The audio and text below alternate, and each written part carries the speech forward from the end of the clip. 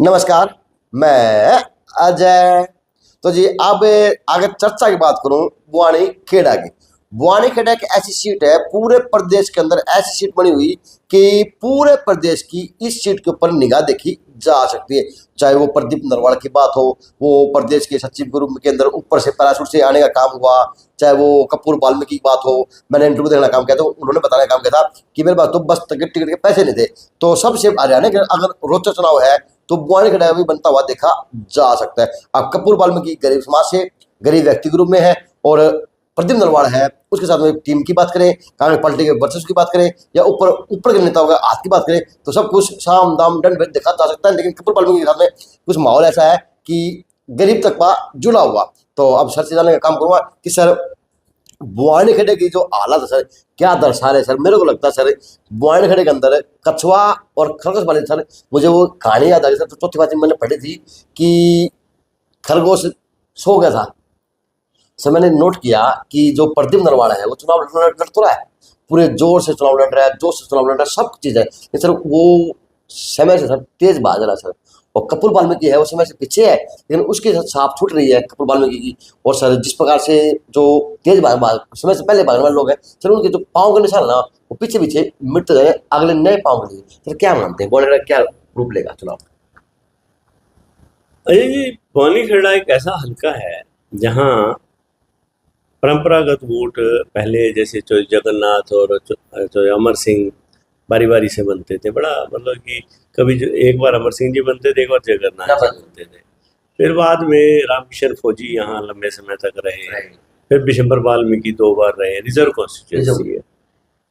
परंतु दुर्भाग्य रहा आपके बौनी खेड़ा का कि यहाँ कोई पिछले 20 सालों से यहाँ पढ़ा लिखा व्यक्ति ज्यादा एमएलए नहीं बन रहा है। और देखो आज एक दौर है, पढ़े लिखे की भी जरूरत है। ये नहीं कि आप लीडर समाज को बकाए जाओ और बने जाओ। तो अब की बार कांग्रेस ने नया प्रयोग किया, जबकि कांग्रेस के पास रामकिशन फौजी और लतेरा अच्छे मजबूत कैंडिडेट थे। कांग्रेस ने नया प्रयोग किया, कांग्रेस ने यहाँ एक पढ़े लिखे को, दिल्ली से एक यूथ को कांग्रेस ने यहाँ लैंड करवाया। और प्रदीप ने जो शुरुआती दौर पे, देखो बनता भी था प्रदीप का, प्रदीप के ऊपर एक आरोप था कि बाहरी कैंडिडेट है, और लेकिन प्रदीप ने अपने चुनाव को उठाना बहुत जरूरी था जी। उसके पास एक यूथ की अच्छी बड़ी टीम थी और वो लाव लश्कर के साथ इलाके में आया। और अब वाली बात ठीक है कि वो खरगोश की तरह दौड़ा, और अभी वो दौड़ रहा है, वो खरगोश को शुरू का नहीं है, अभी दौड़ रहा है। तो प्रदीप के साथ जो टीम आई यूथ की, और बड़ी एक्टिव टीम लगी, और उन्होंने देखो आप पिछले 10 दिन के अंदर, मैं ख्याल 15 के आसपास उसने कैंपेन शुरू किया है, और आज 27 हुई है, 26 हो गई है, मतलब कि 10 नहीं तो 12 दिन लगा लो। उसने अपने चुनाव को उठाया और अच्छा उठा दिया। अब जहाँ तक कपूर वाल्मीकि है, कपूर वाल्मीकि बौनी खेड़ा का रहने वाला है, और भाजपा का परंपरागत वोट उसके साथ है। लेकिन देखो आप एक बात को मत नहीं भूल सकते अब की बार कि जेजेपी मुकाबले में कहीं नहीं है जी। और आपका जो बौनी खेड़ा है, जेजेपी का जो जी ओम प्रकाश चौटाला का, जो देवीलाल का हमेशा स्ट्रॉन्ग वोट रहा। अब की बार उनका ना होना मैदान में तो सीधा सीधा कांग्रेस को फायदा है। यहाँ जाट बहुत संख्या में जी। आप ये मानो कि 50-55 हजार जाट वोटर है, वो सारा का सारा अब की बार कांग्रेस को मिल रहा है। बैठे बैठे कांग्रेस को एक बड़ा वोट बैंक मिल गया। जहां आपका राजपूत है, ब्राह्मण है, उसमें भारतीय जनता पार्टी का ज्यादा कंट्रोल रहा है। परंतु जिस ढंग से प्रदीप नरवाल आया है, वो उसने ना, कहते हैं जब नदी बड़ी जलजला आता है ना, कोई आपका बाढ़ आ रही है या कोई समुद्र ऊपर से पानी आ रहा है, तो वो कईयों को बहा के ले जाता है। तो वो कई राजपूतों और ब्राह्मणों को भी साथ बहा रहा है, वो भी टूटे हैं अब की बार। और इधर से मास्टर सतवीर लतेरा खड़े हैं, उन्होंने भी अपना एक अच्छा स्टैंड बना रखा है। और वो, क्योंकि वो भी पिछले 5 साल से चुनाव लड़ ही रहे थे, तो ऐसे में बौनीखेड़ा का चुनाव बड़ा रोचक बन गया है। और सच्चाई तो ये है कि ये ठीक है कि एक खरगोश की तरह दौड़ रहा है प्रदीप, और आप देखो उसके साथ बहुत लोग डेली जुड़ रहे हैं। अगर वो कछुए और खरगोश की कहानी की तरह बैठ तो गया तो फिर तो उसके लिए मुश्किल आ जाएगी। अगर इसी तरह दौड़ता रहा तो फिर वो हो सकता है, कुछ भी हो सकता है। और अब इस वक्त तीनों ने पूरा जोर लगा रखा है।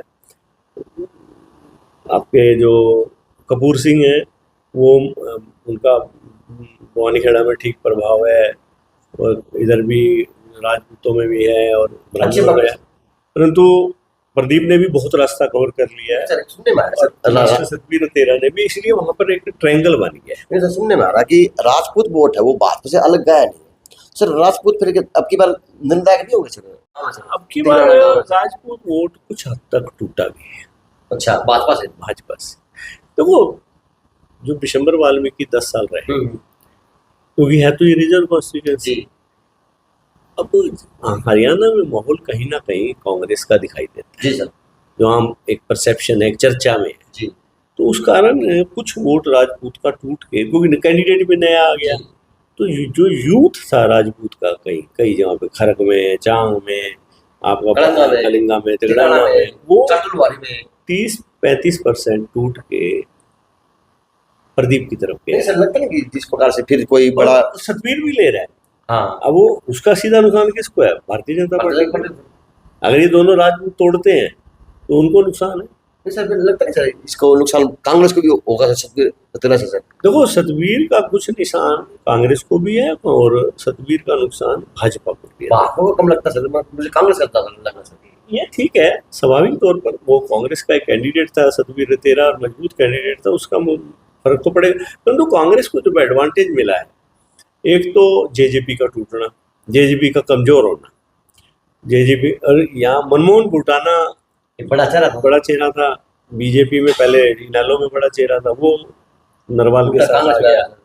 तो इन चीज़ों ने प्रदीप नरवाल को एक ये बेनिफिट दे दिया कि उसके बारे में साइकोलॉजिकली ऊपर से मैसेज आ गया, ये तो प्रियंका गांधी की टीम का आदमी है, भाई ये तो मंत्री बनेगा ही, सच्ची बताया जा रहा है। और ये देखो, ये जो प्रचार है ना, ये मंत्री बनेगा, ये इसको फायदा दे गया। हाँ, इसका चुनाव उठा, इसका फायदा यही मिले, प्रदीप नरवाल को फायदा ये मिला कि सर जिसको लोग डिप्टी सीएम देखने लग चुके हैं, सर इसको सीएम तक भी लोग देखने लग चुके हैं, इसको फायदा मिला सर, तो लोग जुड़ गए, इसके साथ नए लोग काफी जुड़ रहे हैं। तो अब तो देखो आखिरी का 1 हफ्ता रह गया जी, और मेरा अब ये मानना है कि इस टाइम कोई कछुआ नहीं रहा। सच्चाई तो ये है कि कपूर वाल्मीकि ने भी दौड़ना शुरू कर दिया है, और सतबीर तेरा भी दौड़ रहा है, और प्रदीप नरवाल भी दौड़ रहा है। अब ये तीनों खरगोश बनने की फिराक में है, और जो की बार खरगोश सो गया आगे आने वाले 5 दिन, वो फिर वो उसके कछुआ जीत जाएगा। सर एक चीज और पूछ रहा हूँ सर, बौनीखेड़ा के ऊपर सर जी, मैंने भिवानी लोकसभा चुनाव खबर किया था सर, काफी कच्चा थे, बड़े सर कांग्रेस के नेता थे सर, वो जो नेता कांग्रेस के सर भिवानी तो नेता सर, अब वो सर बौनीखेड़ा देखने लगे सर, उनको लगता नहीं सर भिवानी होना चाहिए, या फिर बौनीखेड़ा से उसको क्या फायदा दे सकते प्रदीप नरवाल को, बताना काम करते। एक्चुअली देखो, ये तो मान के चलो कि भिवानी में एक फौज थी कांग्रेस नेताओं की, उन जिनमें से अधिकांश ऐसे थे जिन्होंने लोकसभा के चुनाव में सवेरे 9 बजे नहा धो के आते थे, कपड़े धो करके, हाँ, और 11 बजे फिर वो जाके गर्मी में घर सो जाते थे, और शाम को 6 बजे आते थे, फिर नहा धो के आराम से फिर आगे बड़ा मुंह पहुंच के आते थे, बैठ जाते थे दफ्तर में। सर ये तो अब वो क्या है कि ऐसे नेताओं के कारण कांग्रेस भिवानी में उठ नहीं पाई। हाँ, 2-4 ने अच्छा काम भी किया, परंतु जो मेजोरिटी थी वो ऐसी थी। परंतु प्रदीप नरवाल बड़ा शेड्यूल्ड कैंडिडेट निकला। मुझे लग रहा कि जो टीम थे ना भिवानी वाले सर, वो ऐसे काम बौनीखेड़ा में कर रहे हैं। भिवानी वालों को उसने ज्यादा एक चेहरा तो बना रखा है, ज्यादा उनको कंट्रीब्यूट नहीं दे रही। वो अपनी टीम खुद लेके आया हुआ है साथियों को, यूथ कांग्रेस की, तो वो लोग वहाँ उसके लिए काम कर रहे हैं, और कुछ लोग बौनीखेड़ा के भी काम कर रहे हैं उसके लिए। तो ऐसी बात नहीं है, प्रदीप नरवाल आज अच्छे मुकाबले हैं सर। एक चीज इसमें आप बहुत बड़ा आरोप लगा सर मनुवादी का, जेएनयू के अंदर ये सब भाषण था सर, इसका कोई फर्क पड़ेगा सर? नहीं, आजकल समाज कुछ आगे बढ़ा है। वो तो भारतीय जनता पार्टी की एक वो है, सोच है भाई, जात पात की, धर्म की बात वो बीच में करते हैं।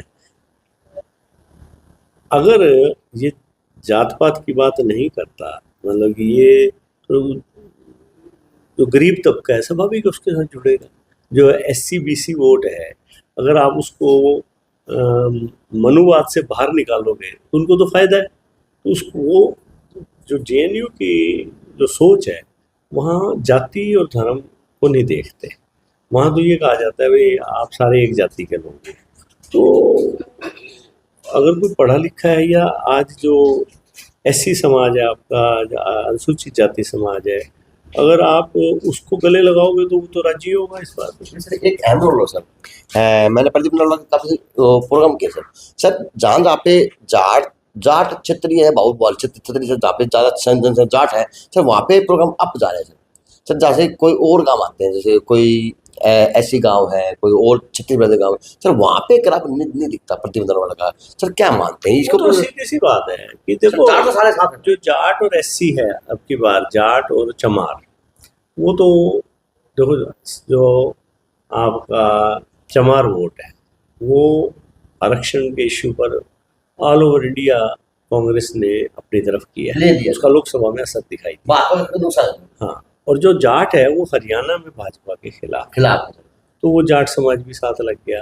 तो ये दोनों कम्युनिटी तो एन ब्लॉक लग गई। परंतु जो दूसरी कम्युनिटीज हैं, जिनके लिए वो भी 10 सालों में देखो भाजपा से उनमें भी टूट आई है। क्योंकि आप जब टूट आएगी तो स्वाभाविक है वो घर बैठेगा।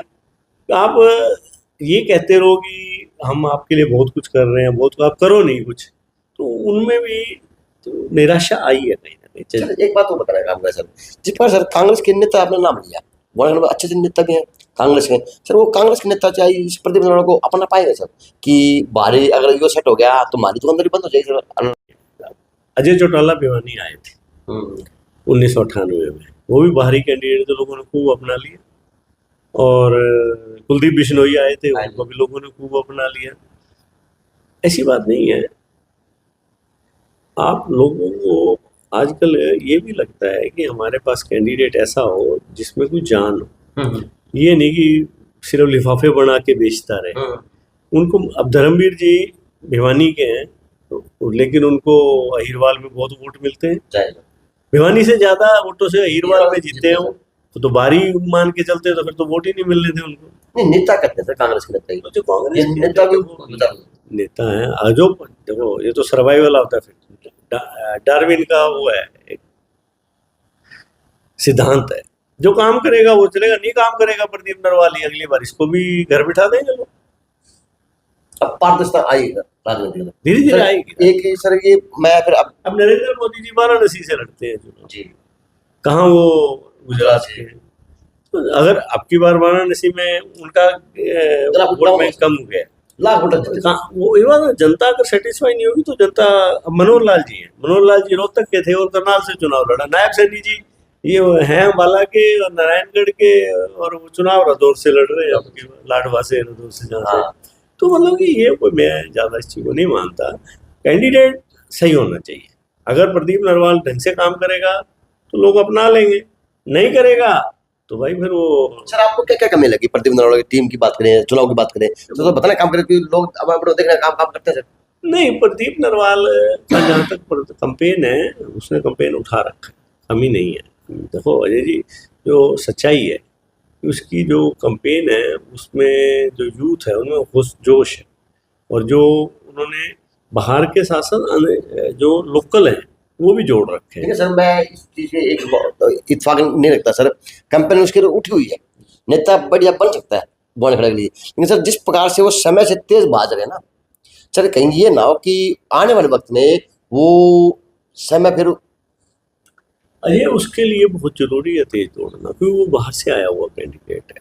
अगर वो लोकल होता तो, अगर वो तेजी से चुनाव को ना उठाता तो वो हार जाता।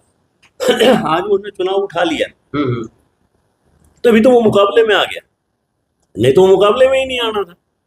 आज वो मुकाबले में ही खड़ा है, तो ये अपने कंपेन के कारण। सर कह सकते हैं सर इसमें प्रदीप नरवाल के 26 तारीख की बात करें तो अब देखा जा सकता है। अभी देखो 26 तारीख है, 30 तारीख के बाद पिक्चर क्लियर होगी। मुकाबला अच्छा है। भवानी खेड़ा सीट एक कांटे का टक्कर पे खड़ी है और किस बल बैठेगा, क्योंकि वहाँ सतवीर रतेरा भी अच्छे वोट ले रहे हैं। तो ये सारी पिक्चर 3-4 दिन और लगेंगे क्लियर हो जाएगी। Thank you sir. तो बात करने का काम किया बुआनी खेड़ा सीट का। सर ने बड़ी बार कैसे बताया तेज दौड़ना पड़ेगा ही प्रदीप नरवाला को, क्योंकि उसके ऊपर बाहरी कैंडिडेट का नाम भी है। अगर बाहर से आया हुआ कैंडिडेट तेज नहीं दौड़ेगा तो वो बराबर कैसे हो पाएगा उसे लोकल नेता के साथ में। तो बात बड़ी अच्छी थी, बात बड़ी सुलझी थी। तो JNC से अजनाक दीपाली शर्मा की खास रिपोर्ट बुआनी खेड़ा की।